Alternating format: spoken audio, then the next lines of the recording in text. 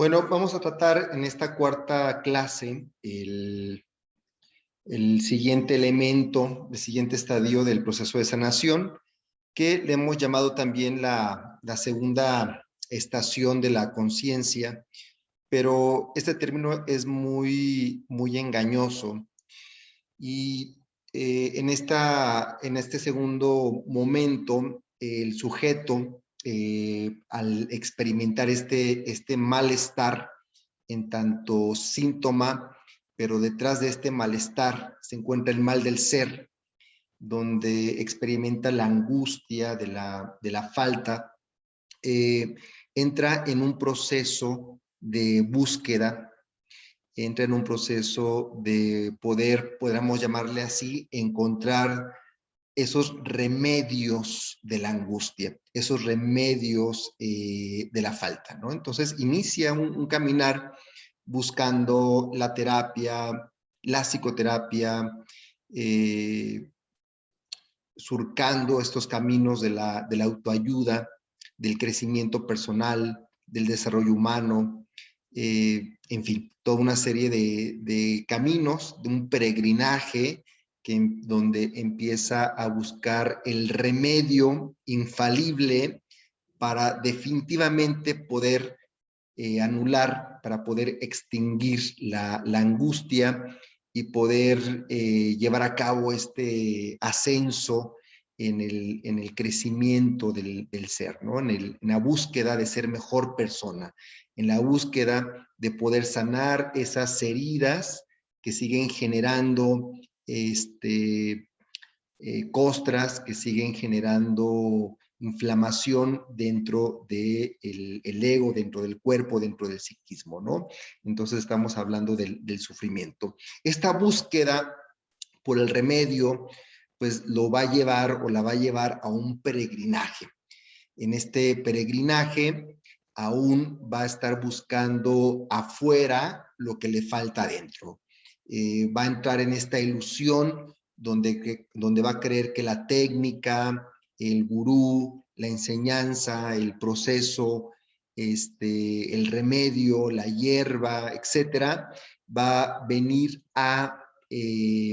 sanar, va a venir a colmar esa angustia fundamental que se le presenta como síntoma, que se le presenta como aún un elemento exterior que siga estando de fondo, pero con el cual no logra aún identificarse, con el cual aún no logra entender que no es un añadido, sino que tiene que ver con ese centro ausente, con ese centro de la falta, ¿no? Entonces, en ese peregrinaje inicia un proceso de taponeamiento,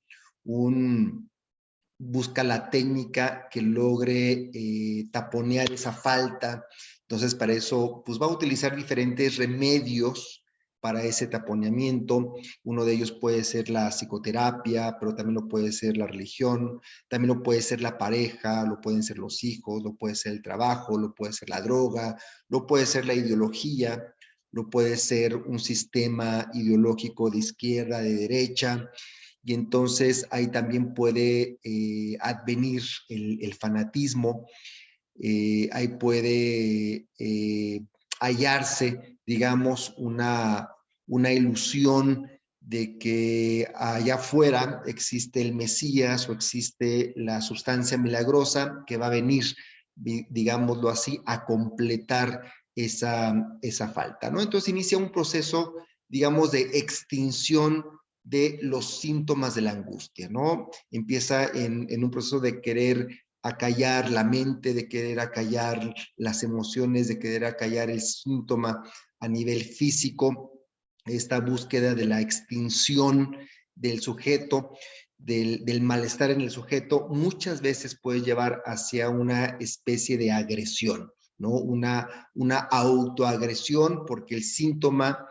no es solamente un elemento externo, un elemento añadido, sino que se empieza a dar cuenta que el síntoma se encuentra encarnado, ¿no? Y que la única forma de liberarse de ese síntoma es extirparlo, pero para extirparlo hay que abrirse, para extirparlo hay que violentarse, para extirparlo hay que autoagredirse, ¿no? Entonces, el sujeto, sin quererlo, en ese intento de extinción del síntoma, también lo lleva o la lleva a un proceso de extinción del propio ser, y con esto profundiza aún más el malestar. Con esto profundiza aún más la experiencia de la angustia.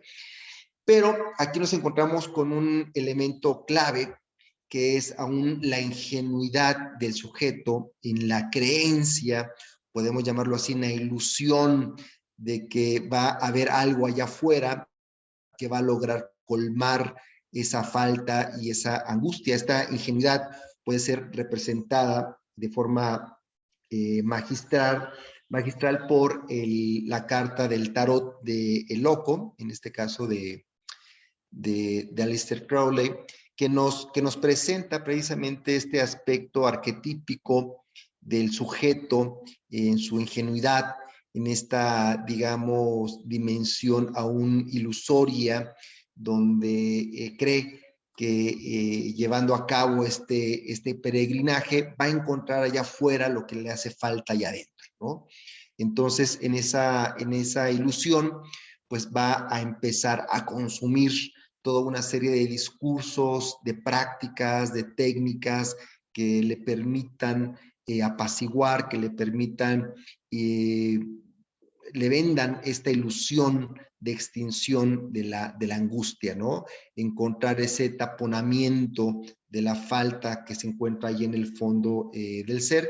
Y entonces, bueno, pues el sujeto empieza en este proceso de ilusión, pues también se va a autoengañar, ¿verdad? Va a empezar a identificarse en esta dualidad con lo sano y lo enfermo, con lo bueno y lo malo,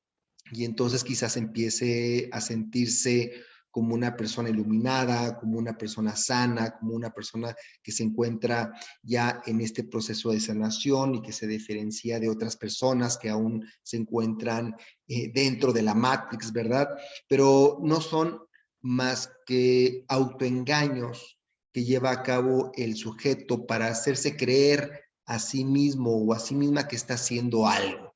que está procurando una sanación que le permita extinguir este síntoma de ansiedad o este síntoma de depresión, no logrando ver básicamente esa falta que se encuentra ahí en el fondo, no logrando tocarla, sino constantemente evadiendo esa angustia, ¿verdad? Porque cuando se encuentra con esa angustia, experimenta ese malestar, ¿no? Este autoengaño, tarde o temprano, lo va a llevar a la desilusión, lo va a revolcar nuevamente dentro de estas olas de ansiedad, de depresión. La angustia vuelve a cumplir su papel fundamental de lograr mover y dislocar al sujeto de su propia ilusión, de su propio autoengaño, ¿no? La desilusión en esta etapa va a cumplir un papel muy, muy importante, ¿no? La desilusión va a ser un gatillo fundamental que permite precisamente, quizás en algún momento, quitar el velo, ¿no? Eso vendría siendo la desilusión. La desilusión, más allá de ser una experiencia de frustración, la desilusión permite develar el velo, quitar el velo que está taponeando esa falta, ¿no? La desilusión va a tener un sentido, podríamos llamarlo así, terapéutico a nivel existencial, porque la desilusión permite al sujeto encontrarse frente a frente, cara a cara, frente a esa falta, a ese vacío, a ese abismamiento, que por otro lado va a ser básicamente el camino también del budismo zen,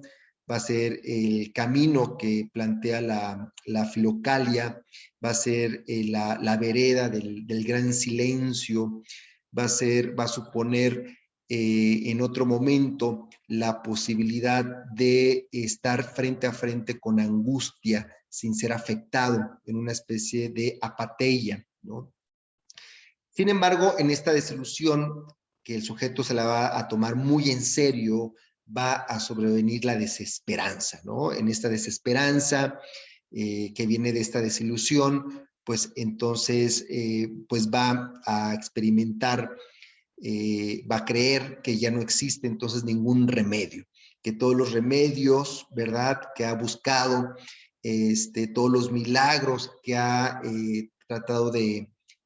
realizar, no extinguen esta angustia de fondo, y más allá de eso, todas estas técnicas solamente se presentan como parches, ¿verdad? Como plastilinas intentando tapar un agujero en la realidad, en el muro de lo real, por donde se filtra el agua, el magma de la angustia, ¿no? Entonces, finalmente, después de la desesperanza, regresa. Es el eterno retorno de la angustia. Tarde o temprano, la angustia vuelve a presentarse, vuelve a surgir a partir de otros síntomas, vuelve a surgir a través de sueños, vuelve a surgir a través de sincronicidades en la realidad, surge a través de la culpa, el miedo, la vergüenza, etcétera, ¿no? Entonces, el sujeto constantemente va a estar tratando de estar huyendo de la angustia, va a buscar un camino completamente opuesto al de donde se encuentra la angustia. El problema para el sujeto es de que este camino, que aparentemente es lineal y que lo lleva en sentido completamente contrario a donde se encuentra la angustia, pues no es un camino lineal, sino que es un camino circular, y entonces de repente el sujeto se encuentra nuevamente en un escenario muy similar. El sujeto vuelve a tropezarse con la misma piedra, el sujeto vuelve a pasar por los mismos escenarios que había reconocido anteriormente y de los cuales venía huyendo, y quizás empieza a sospechar que esa angustia no es un elemento exterior, sino que es un elemento interno. Y eso va a suponer un gran cuestionamiento, porque entonces no es posible huir de la angustia, no es posible mantener esta ilusión y este autoengaño por tanto tiempo, a condición de sumergirse únicamente en un juego de ilusiones donde todo se disuelve en palabras, todo se disuelve en conceptos, ¿no? Donde en términos de la materia, de la realidad, se presentan los medicamentos, los fármacos, las drogas, como una alternativa para poder paliar este síntoma, pero aún así ahí en esa farmacología se logra entender que solamente es un intento de taponear algo que es profundo. No es solamente la angustia un tema de neurotransmisores, de neuromoduladores o de fármacos, sino que apunta al centro existencial del ser, ¿no? Entonces, en esta segunda estación, la búsqueda que se lleva a cabo de taponear la falta, a final de cuentas, esta falta regresa, esta falta vuelve a surgir, y esto pues va a suponer un momento, el siguiente momento dentro de este trabajo, que vendría a ser la crisis, ¿no? Y bueno, eso va a ser, digamos, el tema al cual vamos a ir entrando en la siguiente clase, que ya vamos a ir concretizando estos elementos de la crisis, ¿no? Con respecto a la revelación de la angustia como la falta de ser que se encuentra en el núcleo de la existencia y no fuera de ella.